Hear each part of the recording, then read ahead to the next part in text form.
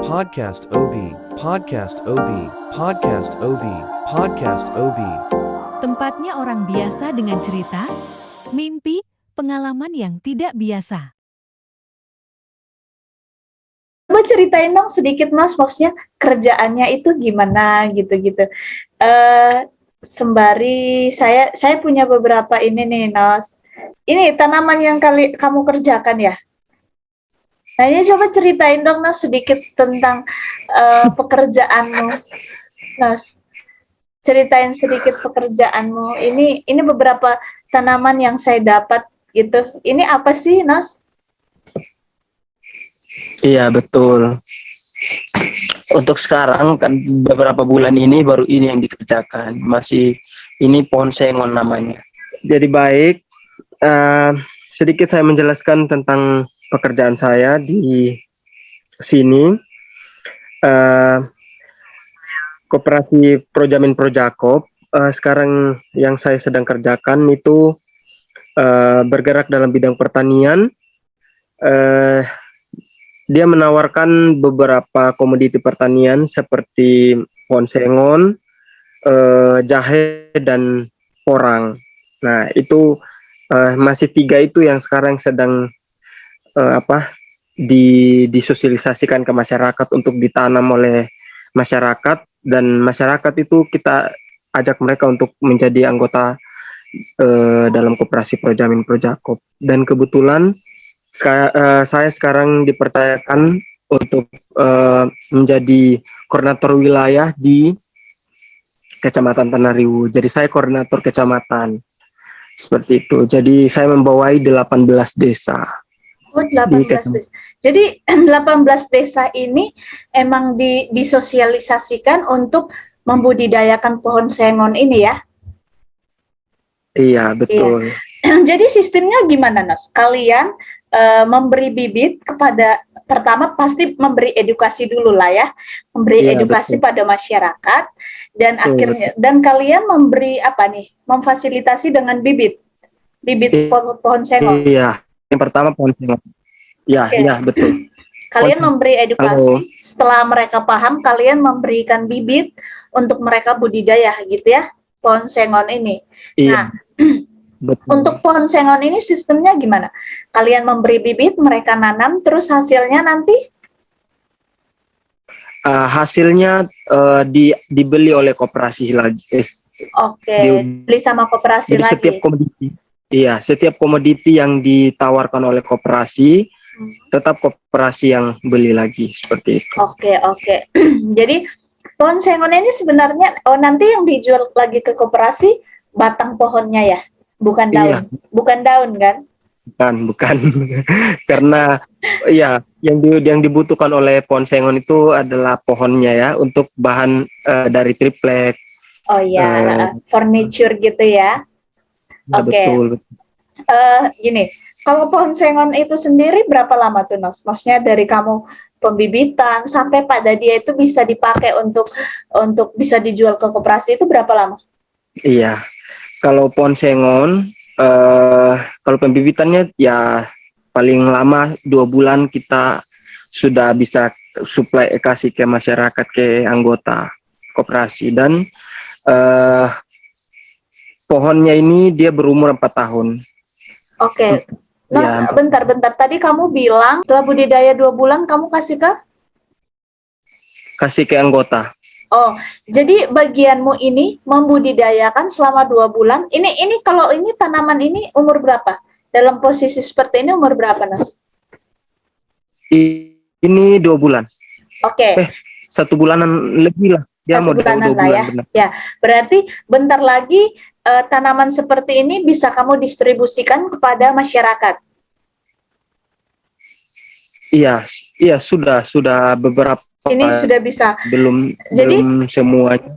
Jadi masyarakat hari-hari sedang dibagikan. Jadi masyarakat menerima bibit seperti ini, terus mereka menanam di lokasi mereka. Jadi penanaman untuk lokasinya gimana, Nos? Kayak lokasi penanamannya sendiri itu ditanam pemerintah atau ditanam mereka sendiri? Iya, untuk lokasi penanaman gitu pakai lokasi anggota itu sendiri. Jadi setiap anggota minimal dia punya lahan 1 hektar. Oh, jadi yang bergabung di koperasi ini minimal dia harus punya lahan 1 hektar. Iya betul, minimal. Oh, minimal. Ya, kalaupun tidak 1 hektar bisa juga. Kalau seandainya koperasi ini jalan nanti anggota bisa meminjam lahan kepada orang yang punya lahan dengan sistem pembagian Bagi hasil. Iya. Oke ya. Jadi sejauh ini kan si Enos ini mengkoordinir 18 desa ya. Iya, Udah betul. sekira sampai hari ini udah berapa orang yang join sebagai anggota koperasi? Maksudnya yang untuk calon-calon orang mau menanam pohon sengon ini. Udah berapa orang, Nos? Oke, itu pertanyaan bagus. Oh, Jadi pastilah. ya, bagus. Ya, karena itu sekarang masih belum diterima sepenuhnya oleh masyarakat. Jadi itu hal yang lumrah, wajar mungkin. Dan sampai sekarang sekitar ada 30-an lebih orang yang siap menjadi anggota. Tapi yang mau join banyak, tapi kan ada biaya biaya anggota seperti itu. Nah, biaya anggotanya berapa? Sekarang 225. Ya, Oke. 225. Jadi selain dia mempunyai tanah 1 hektar, dia harus punya uang 225.000 untuk bisa join sebagai anggota koperasi ini. Iya, betul. Dan sekarang kan belum bisa diterima sama masyarakat luas karena kan masyarakat di sini kan perlu pembuktian. Betul. Perlu. Apalagi kan ini tanaman jangka panjang lah ya. Tapi gini nah, berarti mereka tuh membayar 225.000. Ya, halo. Halo, berarti mereka membayar 225.000 untuk biaya administrasinya dan harus mempunyai lahan minimal 1 hektar ya. Nah, setelah itu pendistribusian si bibit ini gratis untuk para anggota ini atau gimana, Nas? Kayak kalian ngasih bibit ke mereka itu seberapa banyak itu gratis atau mereka harus beli bibit lagi? Ya itu sudah otomatis yang akan jadi anggota dikasih bibit. Oh iya. Berarti siapa yang join itu dia langsung dikasih bibit ya? Ya, dikasih bibit 100 pohon sengon. Dia 100 pohon sengon otomatis itu sudah jadi sistemnya ya. Terus mengenai hal jahe dan komoditi yang lain seperti porang juga itu kan dia sistem bertahap berikutnya seperti itu. Oh, jadi sebenarnya koperasi ini menjalankan tiga produk ya, 3 komoditi lah ya, dibilang sengon, jahe, sama porang ya, sama porang. Nah, berarti kalian memulai semua. Iya, nanti ke depannya memang untuk sekarang yang paling dibicarakan kan itu 3 komoditi. Berarti ke depannya kan tetap disesuaikan dengan kebutuhan apa yang mau ditanam dan oleh petani itu sendiri. Kalau dia mau tanam hortikultura seperti sayur-sayuran, tetap juga nanti ada kalau koperasi ambil itu jalur kerjasama juga, ya justru bagus seperti itu. Tapi untuk sekarang masih 3 komoditi itu. Berarti ini yang 30 orang anggota ini sudah mulai menerima bibit dari koperasi. Iya, betul. 1 orang dikasih 100 bibit. Iya, betul. Berarti nanti 4 tahun kemudian pohon sengon ini akan kembali dijual pada koperasi, ya? Benar ya? Iya. Oke.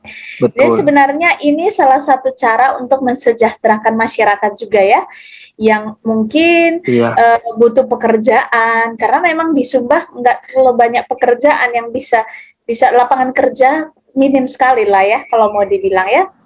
Tapi secara tidak langsung ini berkat di tahun 2021 bahwa Enos bisa berkontribusi untuk membuka lapangan kerja juga ya untuk masyarakat sekitar gitu. Nah, Amin. gini Ya. Nos, berarti sekarang ada 30 orang yang sudah join di koperasi ini dan sudah mulai menanam pohon sengon ya. Kalau jahe sama porang sudah mulai juga atau masih bertahap setelah pohon Ya. sengon ini? Oke, baik. Kebetulan untuk jahe sama porang sebelum koperasi ada pun itu sudah menjadi komoditi yang sumber pendapatan dari petani di sini. Jadi kalau jahe sama porang nanti dibeli sama koperasi justru suatu keuntungan sebenarnya bagi saya kayak gitu. Jadi sebelum saya bagi ini pun kalau koperasi nanti seandainya benar-benar ambil porang dan jahe dari situ, ya saya akan intinya kalau koperasi saya dipercayakan kayak gini, kok kecamatan Tandarigu jahe 50 ton, ini porang sekian ton, itu ya tinggal dikerjakan seperti itu. Tapi sejauh ini petani porang sama jahe sudah ada di tempat Enos. Sebenarnya mereka sudah memiliki perkebunan pertanian jahe sama porang sendiri tanpa sebelum join sama koperasi mereka udah punya sendiri ya? Iya betul. Oh berarti Sumba ini juga menghasilkan jahe sama porang ya? Iya, tapi meskipun belum bagaimana ya, di sini masih lahannya kan alami, jadi orang masih tanam alami seperti itu, jadi tidak jadi kalau di Pulau Jawa kan mereka setiap hari mereka pupuk, mereka bersihkan kayak gitu. Intinya perawatannya ya? Perawatannya ya? Perawatan, iya. Ya, sebenarnya gini loh, saya melihat gini loh, potensi yang ada di sana itu punya lahan ya. Orang-orangnya mau bekerja gitu loh, punya kemungkinan lahan itu memungkinkan untuk menanam komoditi-komoditi yang bisa menghasilkan. Tapi mungkin seperti Enos yang bilang tadi, cuma ditanam gitu terus dibiarin. Nah, mungkin edukasi tentang pertanian yang mereka butuhkan di sana, Nos ya. Iya, benar nggak sih? Betul. Lewat koperasi ini juga kan ada sebenarnya tim yang lain yang memberikan ilmu kan dia punya bidang-bidang sendiri juga kayak agribisnis sama teknik-teknik pertanian itu pasti akan dijelaskan ke setiap anggota. Oke. Nah ini tanam. Ini kamu sama siapa Nos ini? Yang ini nih. Ini sama siapa nih? Yang bapak-bapak di belakang mobil ini. Oke, saya jelaskan. Kalau yang ini beliau dia ketua umum, koordinator wilayah yang memimpin 4 kabupaten. Oke, kamu 18 desa, di atas kamu ini ada bapak ini yang kabupaten ya, yang memimpin kabupaten, yang mengayomi kabupaten ya, 4 kabupaten. 4 kabupaten, iya betul. Terus ini acara apa, Nos? Ini sosialisasi pertama di Kecamatan Tanariwu. Oke, ini ya. Terus ini? Ya, perdana. Mana? Ini di lokasi pembibitan di halaman rumah saya. Oh, ini pertama lokasi pembibitan ya. Jadi gini, Nos. Ada hal yang mungkin kamu lakukan itu awalnya mungkin kamu ini menjadi lahan untuk kamu mencari pendapatan gitu ya. Tapi secara tidak langsung apa yang kamu kerjakan ini juga bisa menjadi dan menolong masyarakat di situ. Benar nggak sih? Jadi masyarakat akhirnya mempunyai lapangan kerja gitu loh. Nah, di Sumba sendiri itu kan kalau mau dibilang minim sekali lapangan kerjanya kan ya, benar nggak sih? Betul. Jadi apa yang kamu lakukan sebenarnya bisa menolong masyarakat. Nah tadi Enos bilang gini, sebenarnya kami sudah ngelakuin gitu loh dan melihat ada peluang bagus kalau join di koperasi ini gitu ya. Karena beberapa potensi yang ada, tapi masih banyak yang menolak, tidak ingin join gitu ya. Mungkin karena mereka belum memahami seutuhnya. Nah, gimana kamu meyakinkan orang-orang ini bahwa ayolah lakukan ini karena ini bisa menolong kalian gitu loh, finansial kalian gitu. Gimana, Nas? Ya, selama ini kan masyarakat sudah jadi petani, tapi mereka tidak ada pasar yang langsung pasti membeli hasil pertanian mereka seperti itu. Jadi saya meyakinkan mereka ya dengan bergabung di koperasi Projamin ini, yaitu pasarnya pasti begitu. Dengan kan nanti ini kan sistem ada MOU antara ada kontrak harga antara petani dengan koperasi seperti itu. Oke, jadi sebenarnya memang jadi pertanian tidak bisa berubah dengan seperti tengkulak yang lain. Nah, kayak contohnya ini, kalau pohon sengon kan satu pohon kan dibeli 1 juta seandainya seperti itu MOU-nya. Jadi tidak bisa berubah, dia kan 1 juta terus. Oke. Oh, berarti nanti 4 tahun kemudian halia itu 4 tahun kemudian pohon sengon ini dijual satu pohon 1 juta. Iya. Walaupun maksudnya mungkin pertumbuhan mereka nggak homogen, pertumbuhan mereka nggak sama gitu lah ya, tapi tetap aja 1 juta. Iya, 1 juta satu pohon. Mungkin gini loh ya, mungkin karena ada efek tanah atau efek cuaca, akhirnya ada yang kurus, ada yang kecil, ada yang gendut, itu tetap 1 juta. Iya, untuk sekarang kan belum kita panen, kan ini baru rintis. Nah, menurut sosialisasi pertama kemarin, iya, betul. Mau besar kecil tetap harga sama. Nanti kan koperasi yang tinggal jalur kerjasamanya itu entah bagaimana, nanti penjualannya kan koperasi yang kelola. Oke, gitu. 1 juta berarti ini tahun 2021. 2002. Tapi ambil dari anggota tetap 1 juta satu pohon. 2025 nanti akan dijual. Iya. Akan dijual kalau misalnya satu orang dikasih 100, itu cuma 100 atau bisa ada kemungkinan dia bisa nambah bibit? 100 untuk sekarang 100 pohon. Kan kalau nanti ke depannya kan dia berbuah juga.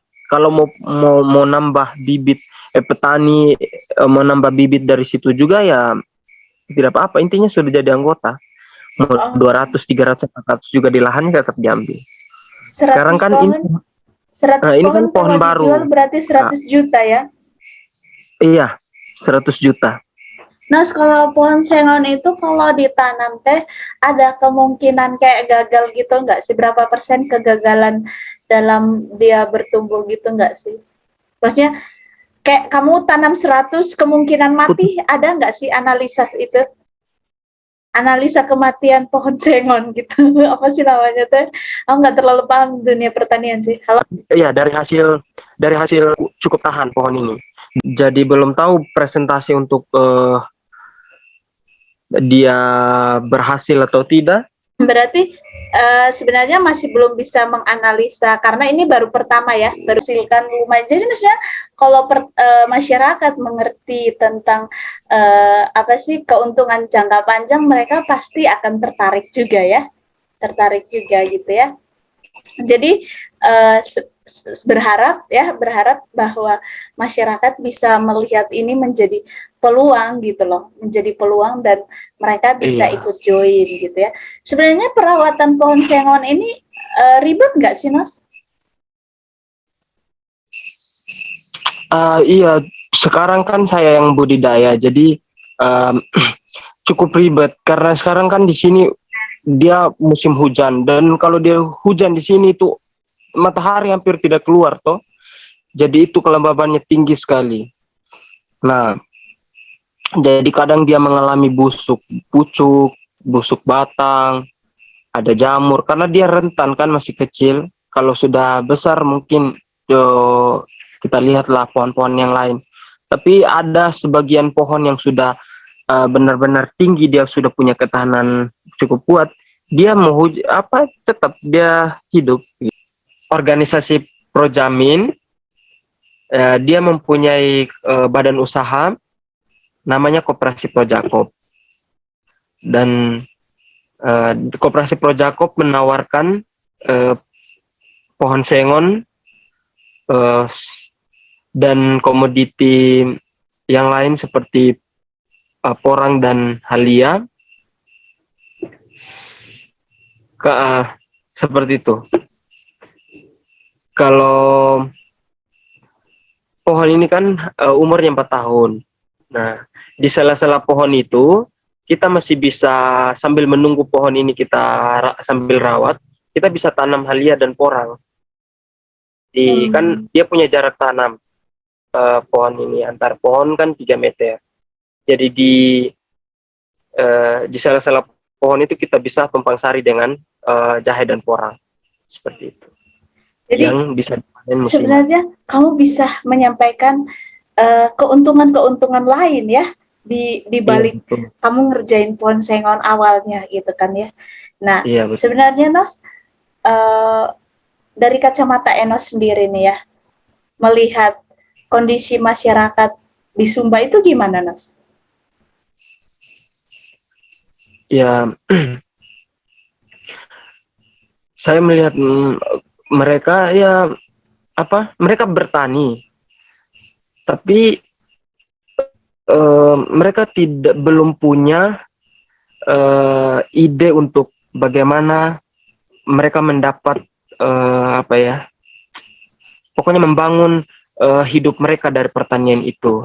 Jadi hanya sekedar bertani untuk memenuhi kebutuhan makan, minum, kayak gitu. Jadi untuk menjual ke memanfaatkan lahan mereka untuk mendapatkan hasil yang lebih, itu yang tidak menjadi perhatian mereka, seperti itu. Jadi mereka hanya bersekedar bertani, tanam sekedar tanam jagung, ya itu sekedar dimakan tapi tidak untuk dijual, gitu. Ya, intinya jadi, mereka itu sebenarnya punya produk yang bisa menolong mereka, tapi kadang-kadang mungkin mereka nggak ngerti pasar, bener nggak sih? Mereka jiwa kerjanya cukup tinggi seperti itu, cuman tidak didukung oleh ilmu, pemahaman untuk mengembangkan pertanian mereka. Saya percaya bahwa kita tidak perlu menjadi orang yang hebat untuk bisa melakukan hal yang hebat. Tapi hal hebat itu juga bisa lahir daripada orang-orang biasa.